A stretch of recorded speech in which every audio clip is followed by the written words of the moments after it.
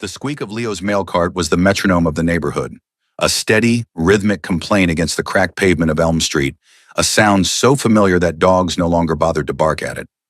For 32 years, Leo had walked this route. He knew the rhythm of the lives behind the doors he served. He knew who was expecting a college acceptance letter, who was dreading a medical bill, who ordered too many useless gadgets from catalogs. He was a silent, uniformed observer of suburban joys and sorrows. But the house at 114 Elm had lost its rhythm. It used to be a place of chaotic music, sprinklers hissing in the summer, the laughter of two small children, the distant hum of a television playing cartoons. Sarah, a single mother who always seemed to be running 5 minutes late, would wave from the doorway, a smudge of something on her cheek, her smile tired but genuine. Her mail was a mix of bills and colorful flyers from the local grocery store. Normal. For the past 3 months, the music had faded. First, the sprinkler went silent. The lawn turned a brittle brown. Then the children's laughter vanished. The curtains, once cheerfully open to the morning sun, were drawn tight, thin fabric grayed with dust. The mail he delivered was almost exclusively official-looking envelopes with clear plastic windows. The grocery flyers stopped coming altogether, as if the store itself knew there was no point. Leo noticed. Of course, he noticed. It was his job to notice details. The faded house numbers, the wasp nest under the eaves, the subtle shift in a family's life reflected in the paper and cardboard he placed in their metal box. This morning, the silence from 114 was heavier. It felt less like emptiness and more like a held breath. He slid 3 more windowed envelopes into the slot. The box was getting full. Sarah hadn't collected the mail in 3 days. A small red tricycle lay on its side near the porch steps, one wheel spinning idly in the breeze. It was the only sign of life, and it was a ghost.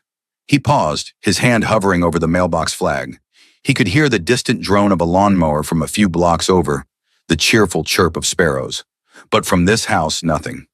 Not the muffled sound of a TV, not the clatter of a dish, not the cry of a child. It was a vacuum. He saw a flicker of movement in the upstairs window, a small face peering through a gap in the curtains. It was the little girl, Maya. Her face was pale, her eyes enormous in her thinning face. She wasn't watching him with curiosity, but with a kind of weary stillness that didn't belong on a 7-year-old. Their eyes met for a fraction of a second before she vanished back into the shadows. That look. It wasn't sadness. It was something deeper, something hollow. A cold knot formed in Leo's stomach. He'd seen that look before, years ago in the eyes of stray dogs that had given up hope of finding a meal. He pushed his cart, the squeaking wheels suddenly sounding like a scream in the quiet street. The rhythm was broken, and Leo knew with a certainty that chilled him to the bone that inside that silent house, something was terribly wrong. That house had children, but it felt like it had no life. And if there was no life, he feared, there was also no food. Have you ever had that feeling? A little alarm bell that goes off in your gut, telling you something isn't right, even when everyone else just walks on by? It's a powerful instinct, and sometimes it's the only thing standing between someone and disaster. If you believe in the power of paying attention, give this story a like and subscribe, because you're about to see how one man's gut feeling changed everything. The next day, Leo approached 114 with a sense of dread. He deliberately brought a package that required a signature, a flimsy excuse he'd fabricated by accidentally marking a piece of junk mail as certified. He needed to see Sarah. He needed to hear her voice. He walked up the cracked concrete path, stepping over a weed that had forced its way through a fissure. He knocked on the door. The sound was flat, absorbed by the wood. He waited. He could feel the sun on the back of his neck, the weight of his mailbag a familiar comfort. He knocked again, louder this time. "Postal Service," he called out, his voice sounding unnaturally loud. He heard a faint shuffle from within. The lock clicked, and the door opened a few inches. Sarah stood in the dim light of the hallway. The woman he remembered was gone. Her face was gaunt, her skin had a grayish pallor, and her eyes, once bright and quick, were dull and sunken. She looked through him more than at him. "Signature," Leo said, holding out the scanner and the junk mail parcel. His voice was gentle. Sarah's hand trembled as she took the stylus. Her fingers were bony, the knuckles swollen. She scribbled a shaky line on the screen and handed it back without a word. "Everything okay, Sarah?" Leo asked, keeping his tone light. Conversational. She flinched, a barely perceptible tightening of her jaw. "We're fine," she whispered. The words were a shield, brittle and thin. "Just under the weather." Through the crack in the door, Leo could see into the living room. It was tidy but barren. The bookshelves were empty. The decorative bowl on the coffee table was gone. It looked like a room that had been slowly sold off, piece by piece. He smelled nothing. No scent of breakfast, no lingering aroma of coffee or dinner from the night before. The air was stale, lifeless. "All right then," Leo said, forcing a smile. "You take care of yourself." She nodded and the door clicked shut, the lock sliding home with a heavy finality. Leo stood on the porch for a long moment, the useless package still in his hand. Under the weather? No. This was a storm, a hurricane that was tearing this family apart from the inside out, and no one could see it but him. He walked back to his cart, the knot in his stomach now a cold, hard stone. He couldn't call the police. They'd see a clean house and a mother who said she was fine. He couldn't call social services. That could be a bureaucratic nightmare that might tear the family apart for the wrong reasons, branding Sarah with a scarlet letter she didn't deserve. He felt utterly helpless. He was just the mailman. What could he possibly do? He continued his route, the familiar motions of sorting and delivering mail feeling hollow, meaningless.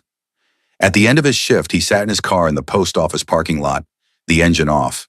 The image of Maya's pale face and Sarah's trembling hand was burned into his mind. He thought about his own kids, grown and gone now, with their own full refrigerators and noisy, chaotic homes. The thought of them ever being hungry, of being too proud or too broken to ask for help, sent a spear of ice through his heart. Pride. That's what it was. Sarah was drowning in it. She was a good mother, he knew it. She was just overwhelmed, cornered by circumstance. A lost job, a medical emergency, a car repair. Leo knew how quickly the thin line of stability could be erased. He had to do something. But what? Who could he call? Who would understand the delicate nature of the situation? Who would bring help without judgment, strength without intimidation? An old memory surfaced. A barbecue years ago at his brother's place. His brother, a veteran, had friends over. Big men with beards and leather vests covered in patches. They looked like the kind of men you'd cross the street to avoid. But Leo remembered how they'd played with his young nephew, gentle as lambs, their booming laughter filling the yard. He remembered their leader, a mountain of a man they called Bear. He ran a local veterans outreach group that was part motorcycle club, part community support system. They weren't official. They weren't government. They were just guys who had seen the worst of the world and decided to spend the rest of their lives making small corners of it a little better. They operated on a code of honor, not a book of regulations. They helped their own, and they defined their own pretty broadly. Leo fumbled for his phone. His hands were shaking now, not from fear, but from a surge of desperate hope. He found the number for the local VFW hall, the one where he knew the club held its meetings. He dialed. A gruff voice answered on the third ring. "Yeah? I need to speak to Bear," Leo stammered, his voice cracking. "My name is Leo. I'm a friend of Mike Riley's." There was a pause. "Mikey's brother? The mailman?" "Yes," Leo breathed, relief washing over him. "That's me." "What do you need, mailman?" the voice grunted. Leo took a deep breath and began to talk. He told him about the house at 114 Elm. He described the drawn curtains, the silence, the tricycle on its side. He described Maya's hollow eyes and Sarah's gaunt face. He spoke of the mail, the bills piling up, the lack of grocery flyers. He explained his fear, his helplessness, and the crushing weight of Sarah's pride. He didn't offer theories or diagnoses. He just reported what he saw. He was a mailman. He delivered the message. When he finished, the line was silent for a long moment. Leo's heart hammered against his ribs. Maybe he'd made a huge mistake. Maybe they'd think he was crazy. Then the voice on the other end, low and resonant as a rumbling engine, finally spoke. 114 Elm Street, Bear said.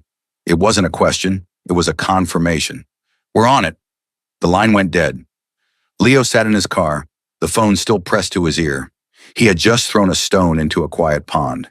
He had no idea what the ripples would be, but for the first time in weeks, he felt like the silence at 114 Elm Street might finally be broken. An hour later, the quiet of Elm Street was shattered. It started as a low rumble, a distant vibration that could be felt in the soles of your feet before it could be heard. Then the sound grew, a swelling chorus of V-twin engines that echoed off the neat suburban houses. One by one, they came into view. 10 motorcycles, chrome glinting in the late afternoon sun, turned onto the street. They moved with a slow, deliberate purpose, a procession of leather and steel. Neighbors peeked out from behind their curtains, their faces a mixture of alarm and curiosity. This was a street of minivans and sedans, not Harley-Davidsons. The bikes pulled up in front of 114, lining the curb in a formidable row. The engines cut out, one after another, until the only sound was the ticking of cooling metal. At the head of the group was Bear. He swung a leg over his bike, a man whose sheer size seemed to bend the air around him. He was bald, with a thick gray beard that covered most of his face. His leather vest was adorned with patches, an American flag, a POW/MIA symbol, and the club's insignia, a roaring grizzly bear. He looked less like a man and more like a force of nature. The other men dismounted, their faces hard, weathered by sun and time. They didn't speak. They moved with an unnerving efficiency, opening the saddlebags on their bikes. But they weren't pulling out weapons. They were pulling out bags of groceries, loaves of bread, cartons of milk, bags of apples and oranges, boxes of cereal, cans of soup, packages of meat. A mountain of food began to form on the parched lawn of 114 Elm Street. One man even pulled out 2 large stuffed animals, a pink unicorn and a blue dinosaur. Inside, Sarah heard the engines. Her heart seized with terror. She ran to the window, pulling the curtain back a fraction of an inch. She saw the bikes, the leather-clad men, the mountain of food on her lawn. It was a surreal, terrifying sight. She thought they were a gang, that someone had sent them to collect a debt she didn't even know she had. Her first instinct was to hide, to gather her children and lock them in the bathroom. Maya and her younger brother Ben ran to her, their small faces filled with fear. "Mommy, who are those men?" Maya whispered, her voice trembling. "It's okay, baby," Sarah said, her own voice a thin, unconvincing lie. "Stay behind me." A heavy knock echoed through the house. It wasn't loud or aggressive, just solid, unavoidable. Sarah froze. The knock came again, patient, firm. She knew she couldn't ignore it. Taking a shaky breath, she walked to the door, her children clinging to her legs. She opened it just a crack, the security chains still in place. Bear stood on her porch. He was even bigger up close. He didn't smile. His expression was neutral, his eyes dark and unreadable. He held up a carton of eggs in one massive hand. "Ma'am," he said, his voice a low rumble, "we got a report of a nutritional deficiency in this sector. We're the response team." Sarah stared at him, bewildered. I don't understand. I didn't call anyone." "Didn't have to," Bear said, his gaze unwavering. "A lookout made the call, said your supply lines were cut. We're here to reinforce." He nodded toward the pile of groceries on the lawn. "This is phase 1. Phase 2 involves hot food. My man Grizz is a hell of a cook. Makes a mean lasagna." Sarah's mind reeled. Nutritional deficiency? Supply lines? He was speaking in some kind of military code she couldn't decipher. But his eyes, they weren't cold. They were steady, and behind the gruff exterior, she saw a flicker of something she hadn't seen in months. Kindness. "We can't pay for this," she whispered, the words tasting like ash in her mouth. It was the hardest admission of her life. Bear's expression softened almost imperceptibly. "Payment's already been rendered, ma'am, by folks who had a tough time before you. All we ask is that when you're back on your feet, you pay it forward. That's the rule." Tears welled in Sarah's eyes, hot and shameful. She had fought so hard for so long to keep it together. She had sold her jewelry, her television, her husband's old records. She had skipped meals so her children could eat the last of the crackers and peanut butter. She had reached the end of her rope and was silently, hopelessly falling. And now on her doorstep stood a giant of a man in a leather vest, offering her a carton of eggs and a lifeline. "Who are you?" she choked out. "We're the guys who show up," he said simply. He looked past her, at the 2 small, frightened faces peeking out from behind her legs. His gaze softened completely. He crouched down, a difficult feat for a man his size, until he was closer to their level. He held out the stuffed unicorn. "I believe this is yours, soldier," he said to Maya, his voice now impossibly gentle. Maya looked at her mother, her eyes wide with a question. Sarah looked at the man, at the groceries, at the quiet, watchful men standing by their bikes. Her pride was a fortress, but its walls were crumbling. She was tired of fighting. She was tired of being hungry. She was so tired. Slowly she nodded. She slid the chain off the door. The dam broke. Sobs racked her body, the kind of deep, gut-wrenching cries that come from a place of absolute despair and profound relief. Bear didn't move. He just waited. When her sobs subsided, he simply said, "Permission to come aboard, ma'am?" She nodded again, unable to speak. The men moved with practiced silence. They brought in the groceries, filling her empty cupboards and her barren refrigerator. The kitchen, once a place of scarcity and dread, was suddenly overflowing with abundance. The smell of fresh bread and fruit filled the stale air. Grizz, a man with a beard even more impressive than Bear's, took over the stove, the clatter of pots and pans a symphony of hope. Maya and Ben, their fear replaced by wide-eyed wonder, watched as these giants moved through their small house. One of them, a wiry man with tattooed arms, noticed the tricycle on the lawn. He went outside, and a few minutes later, the squeak of a loose wheel was replaced by a smooth, quiet spin. Sarah sat at her kitchen table, a steaming mug of coffee in her trembling hands. It was the first real coffee she'd had in months. The warmth spread through her, chasing away some of the deep, gnawing cold. For the first time, she wasn't just surviving the next 10 minutes. She was breathing. Leo finished his route an hour later than usual. He drove his own car down Elm Street, his heart pounding. He saw them. The bikes were still there, parked like sentinels. The front door of 114 was open. Light spilled out onto the porch. He could hear something he hadn't heard in a long time. Laughter. He saw one of the bikers on the porch, showing Ben how to make a shadow puppet against the wall. He saw the flicker of the stove through the kitchen window. He saw the silhouette of Bear standing in the living room, just watching over the scene like a guardian angel dressed in leather. He didn't stop. He didn't need to. The message had been delivered. He turned the corner and drove home, a single tear tracing a path through the day's grime on his cheek. That night was the beginning. It wasn't a one-time delivery. The bikers became a quiet, constant presence in the lives of the family at 114 Elm Street. Bear had discovered that Sarah had lost her job as an administrative assistant when the company downsized. She'd been trying to find work for months, but with no car, it had been repossessed. And 2 young kids, it was nearly impossible. 2 days after the grocery delivery, a biker they called Wrench showed up. He spent the entire Saturday in Sarah's driveway, working on a beat-up but solid sedan that Bear had procured from a VFW auction. By evening, the engine purred like a kitten. Bear handed Sarah the keys. "It's a loaner," he said. "Indefinite loan." Another biker, who owned a small construction company, heard Sarah had experience with bookkeeping. He offered her a part-time job she could do mostly from home. The pay wasn't great, but it was a start. It was a paycheck. It was dignity. They became family. Grizz would drop off a casserole every Sunday. Wrench taught Ben how to change the oil in the loaner. Bear would sit on the porch with Sarah, not talking much, just drinking coffee. His steady presence, a silent promise that she was no longer alone. They never mentioned that first day. They never spoke of the hunger or the desperation. They just showed up. Leo watched the transformation from a distance. He saw the curtains open. He saw the lawn get mowed. He saw Sarah's smile return, tired at first but growing stronger every day. He saw Maya and Ben playing in the yard, their cheeks filling out, their laughter ringing through the neighborhood once more.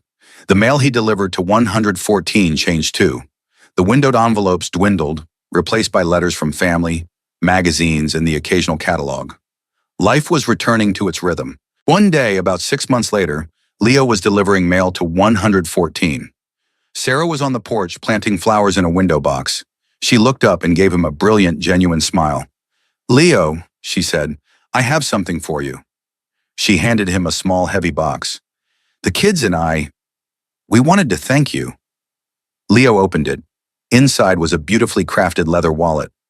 "We don't know how you knew," Sarah said, her voice thick with emotion. "And we don't know how you found them. But you did. You saved us." Leo looked at her, at the blooming flowers, at the red tricycle parked neatly by the steps. "I'm just the mailman, Sarah," he said, his own voice unsteady. "I just deliver what needs to be delivered." Years passed. The sedan became permanently Sarah's. Her part-time job became a full-time position as office manager. She was good at it, organized and efficient. She started taking night classes at the community college. The house at 114 Elm, once a place of silent despair, became the hub of a strange and wonderful extended family. Holidays were a loud, chaotic affair, with a dozen burly bikers trying to fit into the small living room, their deep voices mingling with the happy shrieks of the children. Leo retired, but he was a regular at those gatherings. The kids called him Uncle Leo. Bear, his beard now more white than gray, was Grandpa Bear. They were a patchwork family, stitched together by a moment of desperation and an act of attention. On the day of Maya's high school graduation, the front lawn of 114 was filled with motorcycles.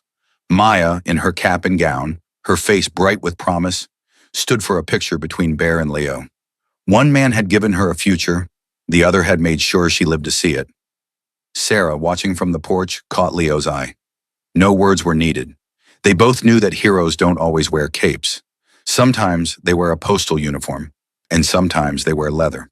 It all started because one person decided to trust that little voice in his head, that gut feeling that something was wrong. He chose not to look away. How many times do we walk past a house like 114?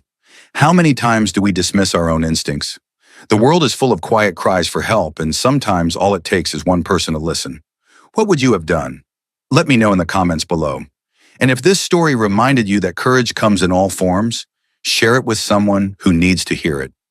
Don't forget to subscribe for more stories about the everyday heroes who walk among us, because you never know when you might be called on to be one yourself.